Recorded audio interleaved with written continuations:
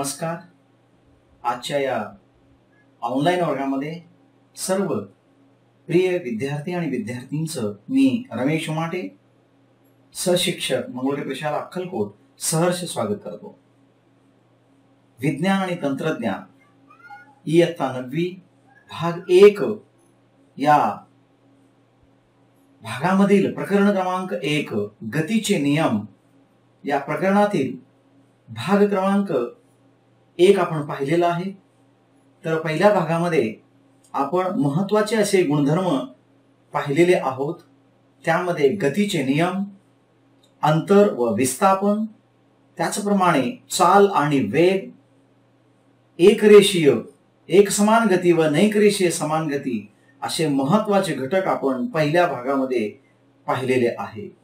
तर आजच्या या दुसऱ्या भागामध्ये आपण पुढील घटक पाहणार आहोत. तर त्यामध्ये आजचा पहिला घटक आहे तो म्हणजे त्वरण. तर विद्यार्थी मित्रांनो, त्वरणला आपण इंग्रजीमध्ये ॲसरलेशन असं म्हणतोय. तर ॲसरलेशन तुम्ही सर्वांनी हे शब्द ऐकलेच आहे.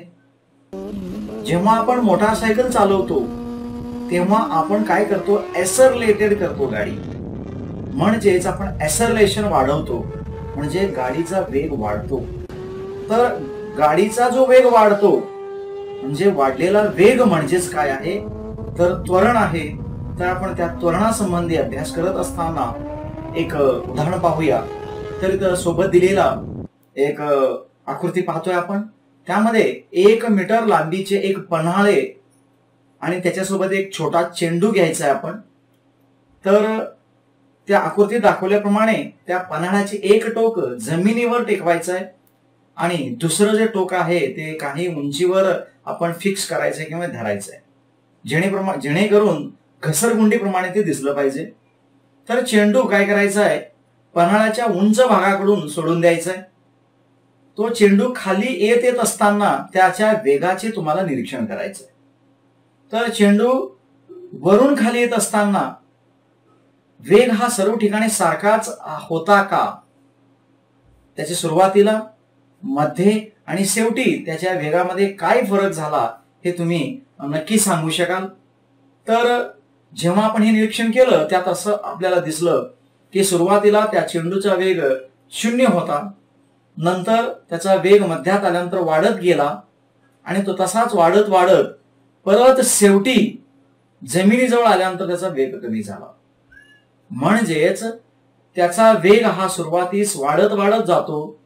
म्हणजेच वाढणाऱ्या त्या वेगालाच आपण काय म्हणणार आहे, तर त्वरण असं म्हणणार आहे. तर या उदाहरणावरून आपण त्वरणाची व्याख्या आपण आता करणार आहोत. तर वेग बदलातील दरालाच आपण त्वरण असं म्हणतो. वेग बदलातील दराला म्हणजे हा वेग जास्तीचाही असू शकतो, कमीचाही असू शकतो. म्हणजेच वेग बदलातील जो दर आहे त्या दरालाच आपण त्वरण असं म्हणतो. तर अजून काही उदाहरण देता येतील. लहानपणी सर्वजण तुम्ही घसरगुंडी खेळला असेल. घसरगुंडीमध्ये सुद्धा जसं पन्हाळा आहे त्याचप्रमाणे घडतं. त्यामध्ये घसरत असताना सुरुवातीला वेग कमी असतो, मध्ये तो वाढतो आणि परत शेवटी तो कमी कमी होत 0वर येऊन थांबतो. तर त्वरण बरोबर वेगातील बदल छेद काळ किंवा काल. तर त्वरण हे आपण स्मॉल ए अक्षराने दर्शवतो. तर यामध्ये वेगातील जो बदल आहे त्यामध्ये u हा सुरुवातीचा वेग असणार आहे आणि टी या कालावधीनंतर त्याचा वेग बदलून हा अंतिम वेग v झालेला असेल तर आपण कसं लिहितो पहा, त्वरण ए बरोबर अंतिम वेग वजा सुरुवातीचा वेग छेद काळ किंवा काल.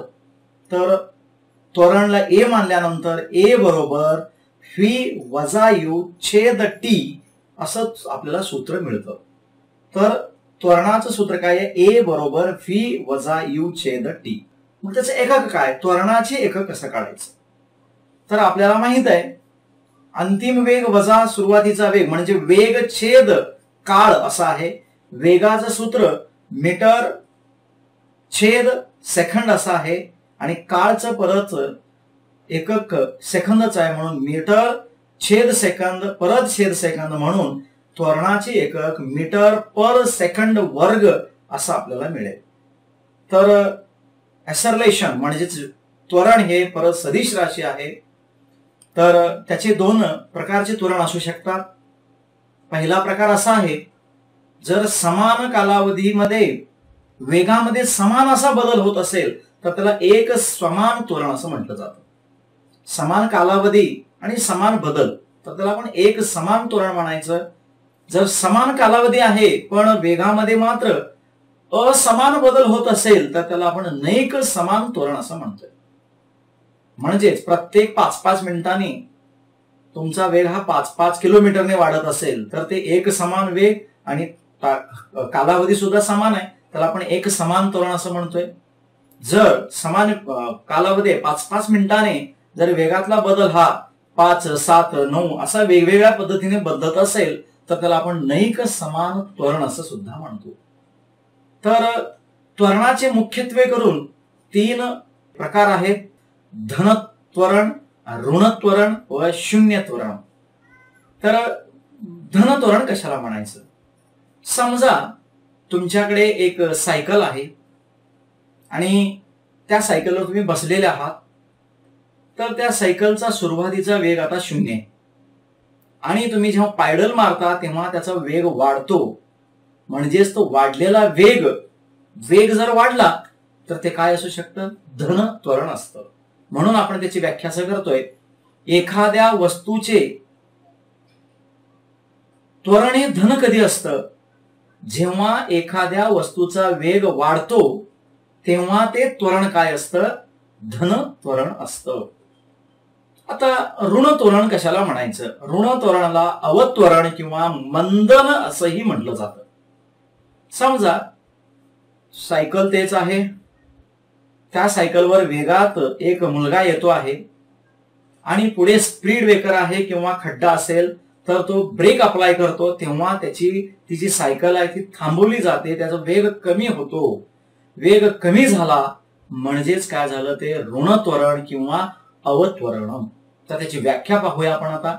जेव्हा एखाद्या वस्तूचा वेग कमी होतो तेव्हा ते ऋण त्वरण असते. आणि शेवटचं जे आहे ते शून्य त्वरण कशाला म्हणायचं? तर जर वेग स्थिर असेल तर त्या त्वरणाला शून्य त्वरण असं म्हणतात.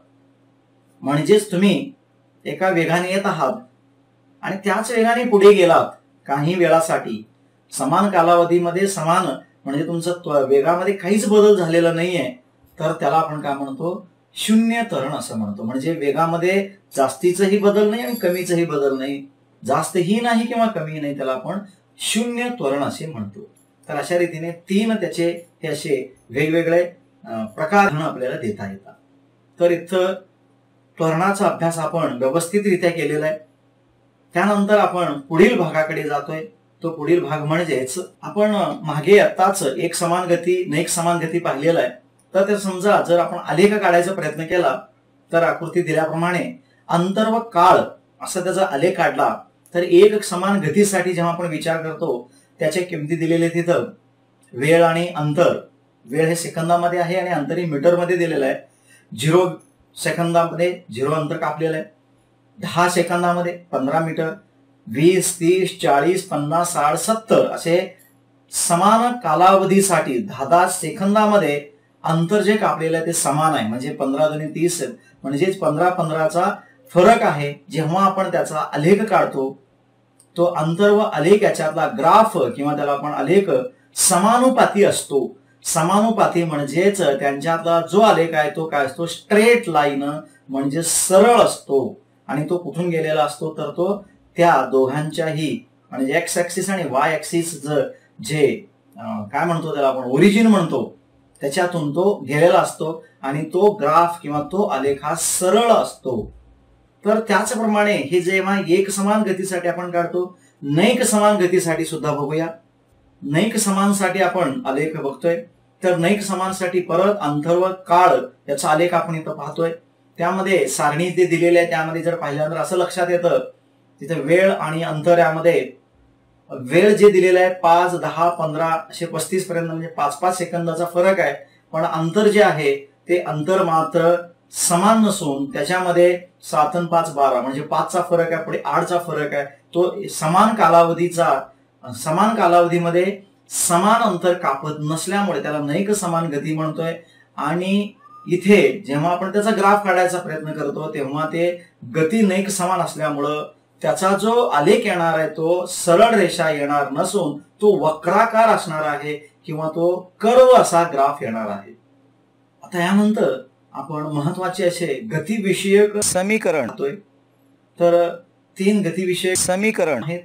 तर ते समीकरण असे आहे: फी बरोबर यू अधिक एटी, तो एस बरोबर यू टी अधिक 1/2 एटी वर्ग, फी वर्ग बरोबर यू वर्ग अधिक 2 एस. तर जेव्हा आपण हे समीकरण आपल्याला ते सिद्ध करून दाखवायचे तर आलेख पद्धतीने सिद्ध करून दाखवायचे. तर फी बरोबर यू अधिक एटी हे जे गतिविषयक पहिलं समीकरण आहे यांच्यात जो संबंध आहे तो आहे वेग आणि काळ. त्याच्यामध्ये वेग आहे आणि त्यासोबत टी म्हणजे काळ आहे, यांच्यामध्ये तो रिलेशन आहे. यस बरोबर युटी अधिक 1/2 एटी वर्ग, याच्यामध्ये विस्थापन, यस म्हणजे विस्थापन आणि काळ यांच्यातला संबंध आहे. आणि शेवटचं जे आहे ते संबंध सहसंबंध कोणामध्ये आहे तर ते विस्थापन आणि वेग मध्ये आहे. तिथे कालावधीचा संबंध येत नाही. फी वर्ग बरोबर यू वर्ग अधिक 2 एस हे त्याचं समीकरण आहे.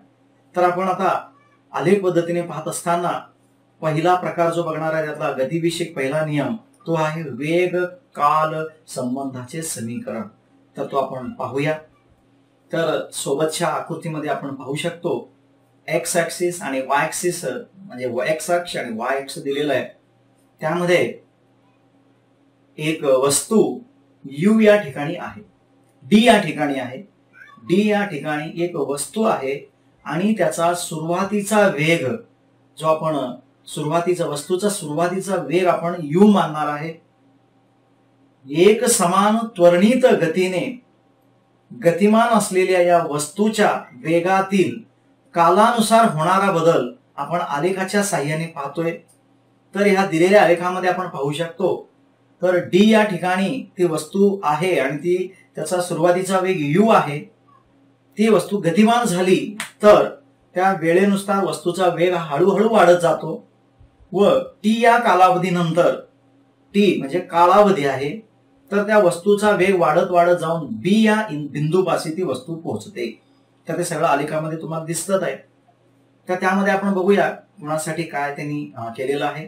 तर वस्तूचा सुरुवातीचा वेग आपण यू मानलेला आहे आणि त्याचं जे अंतर आहे ते काय आहे ओडी आहे. वस्तूचा अंतिम वेग जो आहे तो फी आहे, फायनल व्हेलॉसिटी म्हणतो आपण. तर ते फी न दाखवलेलं आहे आणि त्याचं अंतर दाखवलेलं ते ओसी. आणि कालावधी किती झाला सुरुवातीचा ते अंतिम जाण्यासाठी तर टी स्मॉल टी आणि ते दाखवलेलं ओई. आणि आता आपण सूत्राकडे येतोय. त्वरणाचं सूत्र माहित आहे. त्वरण ए बरोबर वेगातील बदल छेद काळ. तर वेगातील बदल हा कसा असतो अंतिम वेग वजा सुरुवातीचा वेग छेद काळ.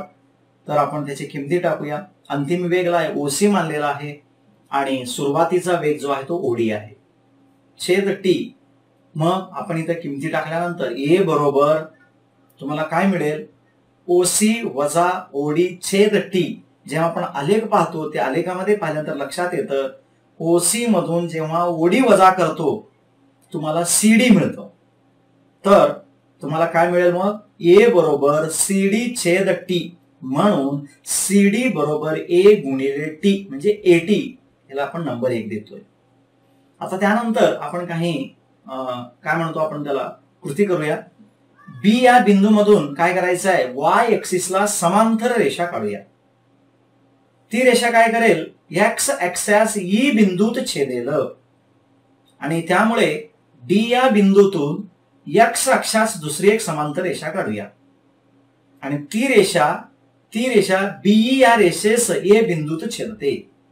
मग म्हणूनच आपण आलेखावरनं आपलं काय मिळेल पहा बीए बरोबर पहा तिथे बीए बरोबर बीए अधिक एई हे आपल्याला मिळेल. मग त्यामध्ये पहा बीई जे आपण लिहिलेलं आहे बीई हे आता तसं पाहिलं तर आपल्याला इथं एक काय मिळेल हा आयत मिळेल. आणि आयताचे गुणधर्म आपल्याला माहिती आहे समोरासमोरील बाजू एकरूप असतात. त्या नियमाप्रमाणे इथे बी ए म्हणजे कुठला चौकोन आपल्याला आयत मिळतोय तर त्या आयताचं नाव आहे ए बी सी डी. तर एबीसीडी मध्ये एबीसीडी सुद्धा आयतच आहे आणि बीईओसी सुद्धा आयत आहे. तर आपण इथं किमती टाकून बघतोय. बीए बरोबर सीडी आहे पहा कृतीमध्ये, आणि त्याचबरोबर एई बरोबर कोण आहे तर ओयू आहे, ओडी आहे. मग ह्या दोन्ही किमती आपण टाकून बघूया. तर बीई ची किंमत ही कोणा इतकी असते, ओसी इतकी असते, आणि ओसी हा काय आहे, अंतिम वेग आहे. म्हणून व्ही बरोबर बीए च्या ऐवजी आपण सीडी ठेवतोय आणि एई च्या ऐवजी आपण ओडी ही किंमत ठेवतोय. म्हणून आपल्याला काय मिळेल, व्ही बरोबर एटी अधिक यू. हे कुठून आलं, 1 वरून मिळालं, कारण 1 मध्ये आपण सीडी ची किंमत एटी लिहिलेलं आहे, ते 80 लिहिलं. म्हणून व्ही बरोबर यू अधिक एटी हे आपल्याला गतिविषयक पहिलं समीकरण मिळतं. तर परत एकदा पहा, पहिलं समीकरण गतिविषयक पहिलं समीकरण आहे, व्ही बरोबर यू अधिक एटी, आणि ह्या समीकरणाला आपण काय म्हणतो, वेग आणि काळ यांच्यामधला सहसंबंधातला हे समीकरण. आता आपण गतिविषयक पहिलं समीकरण इथं पाहिलं. दुसऱ्या समीकरणाकडे जातोय आपण. दुसरं समीकरण हे विस्थापन व काल या संबंधामध्ये आहे. विस्थापनला आपण यस मानतोय आणि काल म्हणजे टी, याच्या दरम्यानचं हे समीकरण आहे. आपण ते पाहूया. त्यासाठी परत एकदा आपल्याला ही जी आकृती दिलेली आहे, वेग आणि कालचा आलेख आहे, तोच आलेख आपण परत दुसऱ्यासाठी आणि तिसऱ्यासाठी सुद्धा वापरणार आहोत. तर पाहूया त्या दुसऱ्या गतिविषयक समीकरण आपल्याला कसं मिळणार आहे. तर दुसरं समीकरण आपण पाहतोय. समजा एखाद्या वस्तूने एक समान त्वरण याला कशाला म्हणायचं, समान कालावधीत समान वेग. तर एक समान त्वरण ए नुसार टी कालावधीत यस एवढं अंतर कापलं. यस हे विस्थापन आहे, ए त्वरण आहे, आणि टी या कालावधीत. तर त्या दिलेल्या आलेखावरून असं लक्षात येतं, वस्तूने कापलेलं अंतर हे चौकोन DOEB याच्या क्षेत्रफळाने काढता येईल. म्हणजे जेवढं त्यातील क्षेत्रफळ कापलेलं आहे असा त्याचा अर्थ झाला, यस बरोबर चौकोन DOEB चे क्षेत्रफळ. तर त्या चौकोनाचा जर विचार केला तर त्या चौकोनामध्ये परत तुम्हाला एक आयत मिळेल आणि एक त्रिकोण मिळेल. तर त्या आयताचं नाव आहे आयत DOEA आणि त्रिकोण आहे DAB. तर आपण त्या आयताचे आणि त्या त्रिकोणाचे क्षेत्रफळ काढूया. म्हणून यस बरोबर आयत DOEA चे क्षेत्रफळ अधिक त्रिकोण DAB चे क्षेत्रफळ. आणि आपल्याला माहित आहे सगळ्यांना आयताचे क्षेत्रफळ आणि त्रिकोणाचे क्षेत्रफळ. आयताचे क्षेत्रफळ सूत्र आहे पाया गुणिले उंची, आणि त्रिकोणाचे क्षेत्रफळ सूत्र 1/2 पाया गुणिले उंची. तर आयताचे क्षेत्रफळाचे गुणधर्म लिहित असताना पाया एई आहे आणि ओई त्याची काय आहे, ओई ही त्याचं काय आहे, पाया असून एई हे त्याचं उंची आहे. म्हणून एई गुणिले ओई हे आयताचे क्षेत्रफळ आलं, अधिक त्रिकोणाचे क्षेत्रफळ 1/2 गुणिले AB गुणिले DA हे त्याचं सूत्र आलं. परंतु आपल्याला माहित आहे एई ची किंमत यू, कारण की एई आणि ओडी हे आयताचे समान समोरासमोर एकरूप असल्यामुळे त्याची किंमत यू आहे. ओईची किंमत टी आहे, तेवढा कालावधी कापलेला टी एवढं कालावधी आहे. आणि इथं कारण ओई आणि डीए टी बरोबर टी असल्यामुळे आपण ह्या सगळ्या किमती जेव्हा ठेवल्या त्याचप्रमाणे एबी ची किंमत सुद्धा आपल्याला मिळते. एबी ची किंमत 80 आहे, कारण की एबी बरोबर सीडी आपण पहिल्या समीकरणामध्ये काढलेला आहे. तर त्यावरून ह्या सगळ्या किमती ठेवल्यानंतर त्या सूत्रामध्ये आपण ठेवतो यस बरोबर यू गुणिले टी अधिक 1/2 गुणिले एटी गुणिले टी. म्हणून गतिविषयक दुसरं समीकरण आपल्याला मिळतंय यस बरोबर यू टी अधिक 1/2 एटी वर्ग. अतिशय सोपं आणि साधं समीकरण आपल्याला मिळालं. हे समीकरण विस्थापन आणि काळ यांच्या दरम्यानचं होतं, म्हणून यस बरोबर यू टी अधिक 1/2 एटी वर्ग. आणि मित्रांनो आता आपण तिसऱ्या समीकरणाकडे जातोय. तो समीकरण आहे विस्थापन व वेग या संबंधामध्ये, यस आणि यू या संबंधामध्ये तो आहे. तर आपण परत पहिलं जे आलेख आहे ते आलेखाचाच विचार करूया. तर त्या दिलेल्या आलेखाप्रमाणे असं लक्षात येतं, वस्तूने कापलेलं अंतर चौकोन DOEB या क्षेत्रफळाने आपण काढलेलं आहे. पण जेव्हा आपण पाहिलं प्रत्यक्षात तर तो समलंब चौकोन दिसतोय. तर या समलंब चौकोनाच्या सूत्राचा वापर आपण इथं करणार आहे. म्हणून यस बरोबर समलंब चौकोन DOEB चे क्षेत्रफळ. तर समलंब चौकोनाचे क्षेत्रफळ आहे 1/2 गुणिले समांतर बाजूच्या लांबींची बेरीज गुणिले समांतर बाजूमधील लंब अंतर. तर यस बरोबर 1/2 गुणिले कंसामध्ये समांतर बाजू कुठल्या आहे तर ओडी आणि बी, म्हणून ओडी अधिक बी कंस पूर्ण गुणिले त्याची लांबी परपॅन्डिक्युलर साइड आहे ओई. मग आपण इथं माहितीये ओडीची किंमत यू आहे, बीईची किंमत व्ही आहे, ओईची किंमत टी आहे. ह्या सगळ्या किमती ठेवतोय आपण. मग आपल्याला यस बरोबर 1/2 कंसा यू अधिक व्ही गुणिले टी आपल्याला हे सूत्र मिळतं. मग आपल्याला टी नकोय, मग टी ला आपल्याला रिप्लेस करायचं आहे. तर आपण त्यासाठी आपल्याकडे सूत्र आहे, त्वरणाचं सूत्र आहे ए बरोबर फी वजा यू छेद टी. हे त्वरणाचं सूत्र आहे. तर त्याला आपण मॉडिफाईड करूया. मग आपल्याला टी बरोबर काय मिळेल, टी बरोबर फी वजा यू छेद ए मिळेल. त्याला ऍडजस्टमेंट केलं आणि ही किंमत आपण समीकरण 2 मध्ये ठेवतोय. जेव्हा ही किंमत समीकरण 2 मध्ये ठेवलं तर आपल्याला असं मिळेल यस बरोबर 1/2 गुणिले यू अधिक व्ही एका कंसामध्ये गुणिले फी वजा यू छेद ए दुसऱ्या कंसामध्ये आणि फी अधिक यू, यू अधिक व्ही म्हणजेच व्ही अधिक यू. कारण की बेरीज आपण मागे पुढे फरक पडणार नाही, पण वजापैकी चालत नाही. तर फी अधिक यू एका कंसामध्ये, फी वजा यू दुसऱ्या कंसामध्ये छेद 2a, 2 गुणिले ए 2a. म्हणून आपण कॅल्क्युलेशन करूया. 2a ला इकडे या बाजूला घेतलं तर ते 2as होतं. 2as बरोबर फी अधिक यू एका कंसात, फी वजा यू दुसऱ्या कंसात. तुम्हाला सूत्र माहित आहे ए अधिक बी, ए वजा बी असेल तर ए वर्ग वजा बी वर्ग होतो. त्या नियमानुसार 2as बरोबर फी वर्ग वजा यू वर्ग मिळेल. आणि त्यावेळी फी वर्ग बरोबर यू ला इकडे आणलं तर मायनस ते प्लस होतं. म्हणून फी वर्ग बरोबर यू वर्ग अधिक 2as. हे आहे गतिविषयक तिसरे समीकरण. तर अशा रीतीने आपण गतिविषयक 3 समीकरण आलेखाच्या साह्याने तर काय केलेले आहेत सोडवलेली आहेत आणि तुम्हाला समजले असतील असा माझा इथं विश्वास आहे. मित्रांनो, त्यानंतर आपण पुढील अजून एक महत्वाचा घटक बघतोय, एक समान वर्तुळकार गती. म्हणजे त्याला आपण युनिफॉर्म सर्क्युलर मोशन असं म्हणतोय. तर तुम्ही घड्याळ पाहिलेलं आहे, घड्याळामध्ये सेकंद काटा असतो. जेव्हा तुम्ही त्याचं निरीक्षण करता, त्याची चाल व वेग याचा विचार करता, तर ते काय असतं, चाल आणि वेग यांच्यामध्ये समानता आढळते. घड्याळाच्या काट्याची टोकाची चाल सतत स्थिर असते, परंतु त्याची विस्थापनाची दिशा मात्र सतत बदलत असते. त्यामुळं विस्थापन बदलल्यामुळे त्याचा नेहमी वेग सुद्धा बदलत असतो. सेकंद काट्याचे टोक वर्तुळकार गतीने फिरत असल्याने त्या गतीला एकसमान वर्तुळकार गती असे म्हणतात. तशी आणखीन उदाहरणे तुम्हाला देता येतील. सूर्याभोवती सगळ्या ग्रहांचे फिरणे हे एक समान गतीचं उदाहरण आहे. इलेक्ट्रॉन्स जेव्हा ते केंद्रकाभोवती फिरतात ते सुद्धा एक समान गतीचंच उदाहरण आहे.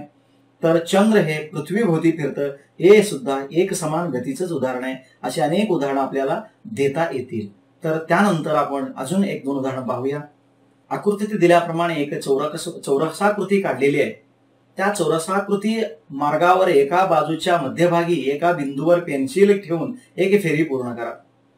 ही एक फेरी पूर्ण करताना तुम्हाला किती वेळा दिशा बदलावी लागेल याची नोंद घ्या. पहिल्यांदा 4 वेळा, नंतर पंचकोनासाठी 5 वेळा, षष्टकोनासाठी 6 वेळा, जर अष्टकोन असेल तर दिशेतील बदल हा 8 वेळा असणार आहे. जर असेच या बाजूंची संख्या जर तुम्ही वाढवत नेलात तर ते असंख्य वेळा तुम्हाला दिशा बदलावी लागेल. मग त्या मार्गाचा आकार कसा होईल, मग आता तो हळूहळू मार्गातील आकार बदलत बदलत शेवटी तो वर्तुळकार होतो.